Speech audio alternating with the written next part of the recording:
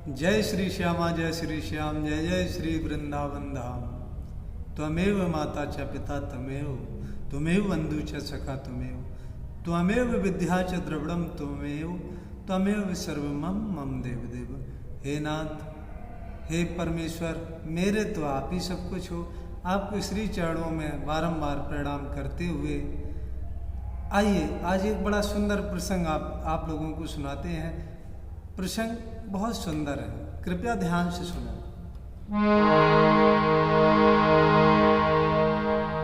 मेरे प्यारे भगवत प्रेमियों, एक बार ऐसा हुआ जब महाराज परीक्षित को ये पता लगा कि मेरा जीवन अब 7 दिन का ही रह गया है। भागवत के शुरुआत में ही ये प्रसंग आता है।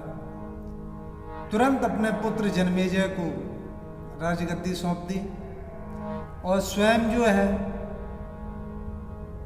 गंगा के किनारे आकर बैठ जाते हैं और वहीं पर समस्त संत महात्माओं का उन्हें दर्शन प्राप्त हुआ। एक बात और बता दूं, जीवन में जब आप अच्छा कर्म करते हैं, जब आप अच्छा काम करते हैं तो संत महात्माओं को बुलाना नहीं पड़ता, बिना बुलाए आ जाते हैं। कब?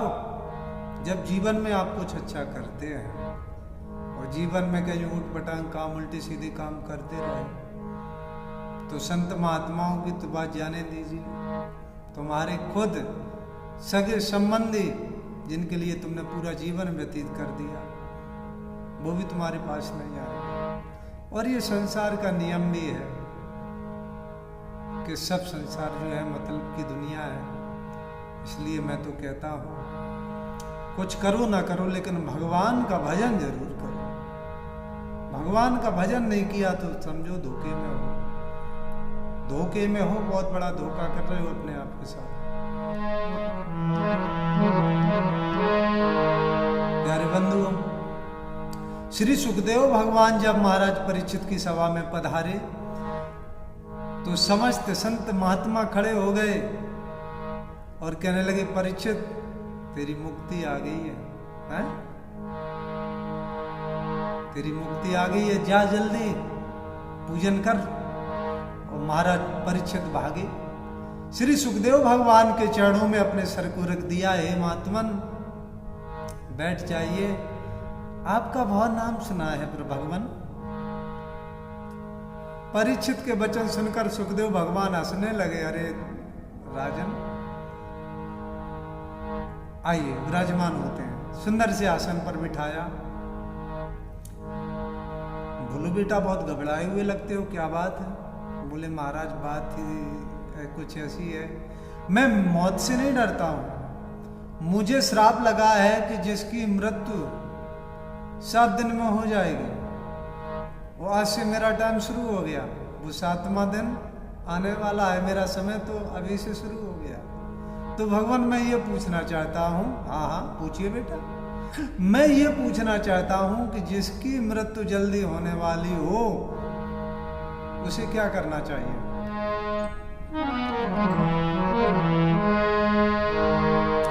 सुखदेव भगवान मुस्कुराने लगे। राजन, इस धरती पर खुदगर्ज तो बहुत होते हैं। धन है तेरे माता पिता को मैं प्रणाम करता हूं, जिसने तेरे जैसी संतान को जन्म दिया। और ये बात बिल्कुल सही है, जिसको ये पता हो कि मुझे आज से ठीक 7वें दिन मरना है, वो इतनी न्यायोचित बात करे। अपने लिए नहीं पूछा कि मुझे 7 दिन में मरना है, महाराज मेरी मुक्ति का उपाय बताइए, ऐसा नहीं कहा। जिसकी मृत्यु जल्दी होने वाली हो उसे क्या करना चाहिए? प्रश्न ये किया है श्री परीक्षित जी ने। किससे? श्री सुखदेव भगवान से। महात्मन हंसने लगे। श्री सुखदेव भगवान, राजन, ये प्रश्न तुमने केवल अपने लिए नहीं किया है, ये प्रश्न तुमने किया है समस्त मानव जात के लिए। एक बात बताओ प्यारे भगवत प्रेमियों, भगवान ने 7 ही दिन बनाए, 8वां दिन तो आज तक बना नहीं है। बनाओ तो बताओ। 7 ही दिन है। इन्हीं 7 दिन में किसी एक दिन हम जन्म लेते हैं और इन्हीं 7 में जो 7 दिन है किसी एक दिन में मर जाते हैं। पूरा जीवन हमारा आपका भी देखा जाए तो है 7 दिन का ही। और ये श्राप केवल परीक्षित को नहीं लगा है, श्राप हमें भी लगा है, आपको भी लगा है, हर उस प्राणी को लगा है जिसने इस मृत्यु लोक में जन्म लिया है।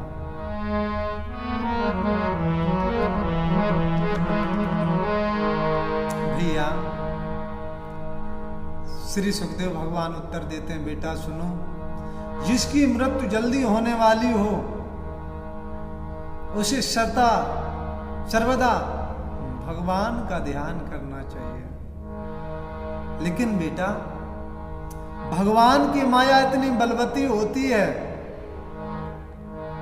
मनुष्य पहचान ही नहीं पाता अपने स्वरूप को। दिन जो उसका होता है ना, काम धंधे में निकल जाता है, हाय हाय में चला जाता है। रात्रि जो होती है वो स्त्री प्रसंग में कटती है। खाया पिया सो गए, सुबह हुआ फिर वही। क्या है ये? जीवन है, जीवन है बेटा। मनुष्य यही नहीं जान पाता है मेरा उद्देश्य क्या है, मैं कौन हूं, मैं कहां से आया हूं, समझ नहीं पाता है। जब समझ नहीं पाता है इसलिए दुर्गति को भोगता है।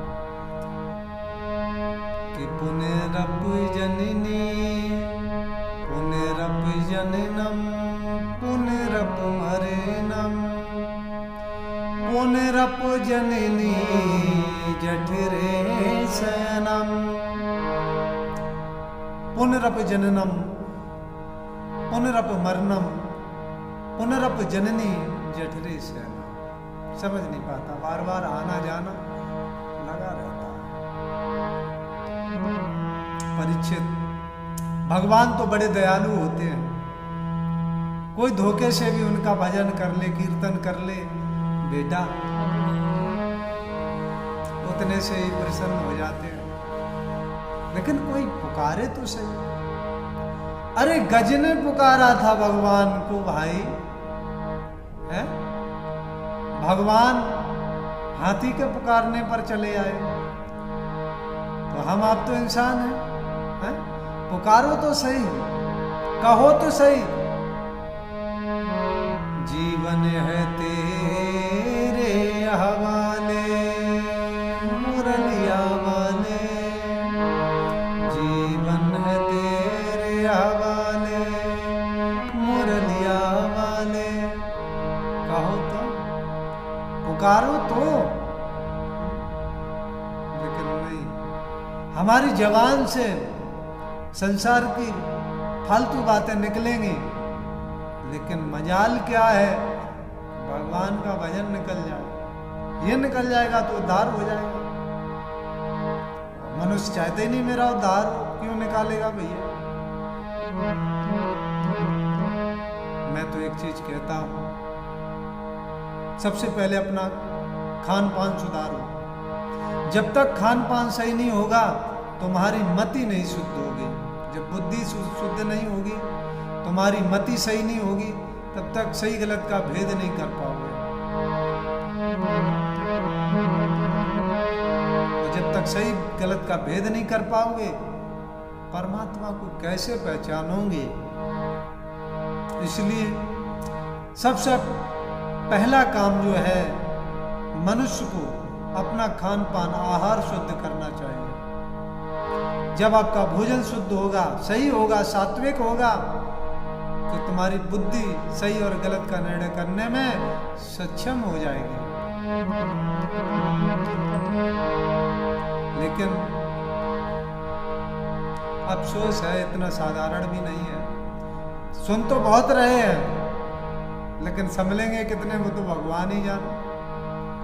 लेकिन एक बात बता दूं, सुधारने का प्रयास यदि करोगे तो कोई बड़ी बात भी नहीं है। सुधरो, भगवान का भजन करो, इसी से तुम्हारा कल्याण होगा। बाकी कोई उपाय नहीं है। बाकी कोई उपाय होता तो ये बड़े बड़े जो सेठ मर जाते हैं, चले जाते हैं, ये कभी ना जाते। ये तो भगवान के यहाँ घूस दे देते और हमेशा कब्जा रखते, क्योंकि पैसे का तो कमी है नहीं इनके पास। इसलिए मैं कहता हूं, मानो तन मिला है तो बहुत संभल के जियो। जीवन तुम्हारा नहीं है, जीवन तो परमात्मा ने दिया है।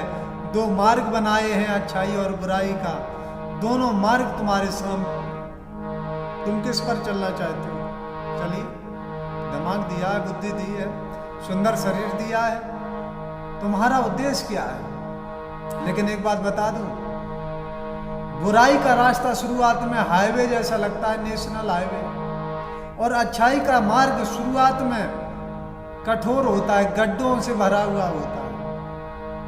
तो ज्यादातर लोग हाईवे पकड़ते हैं, लेकिन परिणाम लास्ट में बहुत खराब है, और ये परिणाम इसका बहुत सुखद है।